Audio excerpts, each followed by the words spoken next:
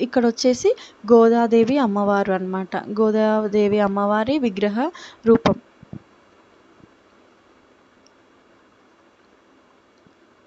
And ఇక్కడొచ్చేసి ఇక్కడ ముడుపులు కూడా కట్టుకుంటారు. చెప్పాను కదా! స్వామివారికి ఎవరికైనా సంతానం లేని వారికి సంతానం, ఎవరికైనా పెళ్ళిళ్ళు లేని వారికి పెళ్ళిళ్ళు జరగని వాళ్ళకి పెళ్ళిళ్ళు మొక్కుకోవడం కోసం ఇక్కడ ముడుపులు కట్టుకుంటారు. ఇక్కడ వచ్చేసి నిత్య కళ్యాణం వేదిక అనమాట. స్వామివారికి ఎవరైతే నిత్య కళ్యాణం చేయాలని మొక్కుకుంటారు కదా! అమౌంట్ ఇచ్చి పేమెంట్ చేసి కళ్యాణం జరిపించుకోవాలని అనుకుంటారు కదా! అట్లా అనుకునేవారు ఇక్కడ జరిపించుకుంటారు. ఇవన్నీ ముడుపులు. ఇక్కడ ఒక కళ్యాణం జరుగుతుంది స్వామివారిది. అండ్ ఇప్పుడు మా చిన్నోడు వచ్చింది కదా! అప్పుడు అక్కడి సైడ్ నుంచే స్వామివారి దర్శనంకి వెళ్ళడానికి దారి ఉండేదన్నమాట. ఇప్పుడు మేము ఇక్కడ ఎందుకు వెళ్తున్నాం